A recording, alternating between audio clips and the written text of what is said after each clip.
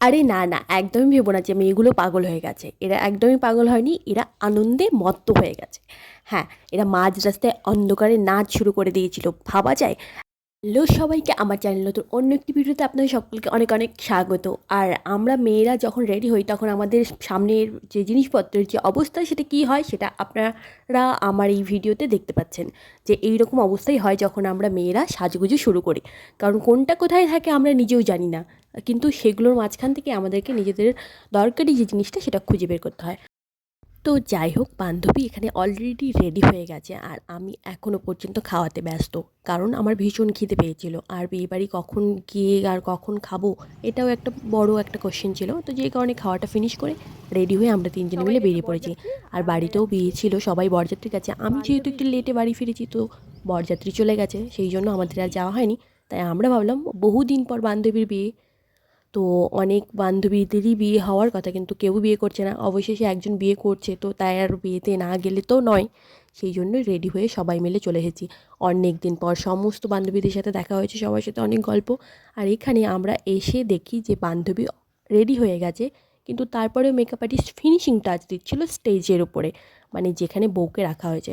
তো অনেকক্ষণ অপেক্ষা করার পর বান্ধবীকে ফাঁকা পেয়েছি। তো এবার আর দেরি না করে বান্ধবীকে গিফটটা দিয়ে দিই, আর তারপরেই তার সাথে কিছু ফটো তুলে নেব সবাই মিলে। আর বিয়েবাড়িতে কিছু ফটো তুলবো না এটা কখনো হয়? আমরা বিয়েবাড়িতে গেলে কী করি, যেটা হয় আমাদের সাথে সেটা হলো আমরা সবার ফোনে ফটো তুলি, আর তারপর সবার কাছে ফটো চাইতে চাইতে ফটোগুলোও আর পাই না। তো এরকমটা কার কার সাথে হয় অবশ্যই কিন্তু কমেন্ট করে জানিও।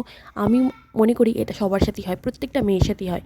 তো তাই ফোন খুঁজে বেড়াচ্ছিলাম যে কার ফোনে ভালো ছবি ওঠে। যাক, ফোন পাওয়া গেছে, এবার সুন্দরভাবে সবাই মিলে ছবি তুলব। আর ছবি তো তুলতেই হবে, কারণ ভবিষ্যতের এগুলো সব মেমোরি।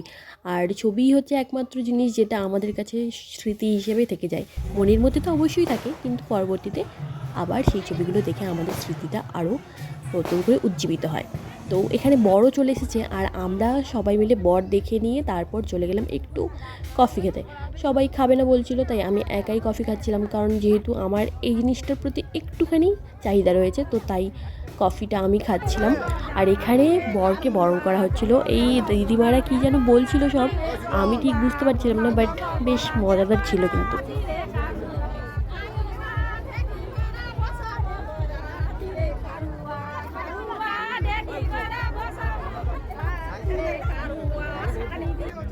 এখানে আসার পর অনেকটা সময় আমরা কাটিয়ে ফেলেছি। এবার আমরা ভাবলাম যেহেতু বর বিয়েতে বসবে, তো আমরা তাই খাওয়া দাওয়াটা ততক্ষণ সেরে নিই আর একটু ডান্সও করে নিই। কিন্তু বান্ধবীদেরকে বারবার বলছিলাম চল ডান্স করি, কিন্তু কেউ ডান্স করবে না বলছিল।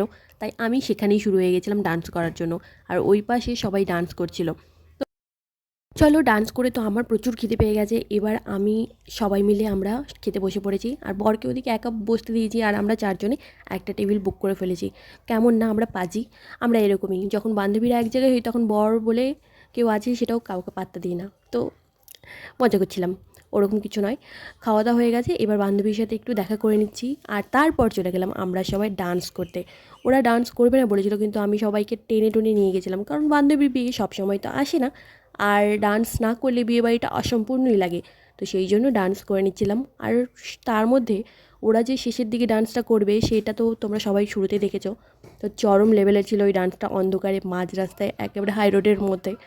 তো যাই হোক, ডান্স করে নিচ্ছি এবার। তারপর ডান্স করে নেওয়ার পরে খাওয়ারগুলো একটু হজম হয়ে গেলেই সেখান থেকে আমরা কালটি মেরে নেবো, মানে বাড়ি চলে যাব।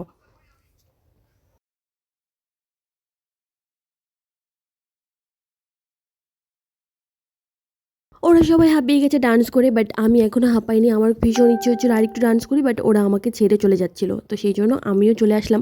আর ওরা এখানে মাঝ রাস্তায় এসে শুরু করে ফেলেছে ডান্স। তো ওদের ডান্সটা কিন্তু চরম ছিল। আর এদিক থেকে যেহেতু অন্ধকার ছিল, তো বর বাইক নিয়ে এসে লাইটটাও দিয়েছিল, তো তারপর ওদেরকে দেখা গেছিলো, আর ওরা ভীষণ লজ্জা পেয়ে গেছিলো। তো যাই হোক, আজকে ভিডিওটা এই পর্যন্ত। তোমাদের সবার কেমন লাগলো ভিডিওটি অবশ্যই কমেন্ট করে জানিও। আর ততক্ষণ আপনারা সবাই সুস্থ থাকেন, ভালো থাকেন, আর দেখা হচ্ছে অন্য একটি ভিডিওতে। টাটা।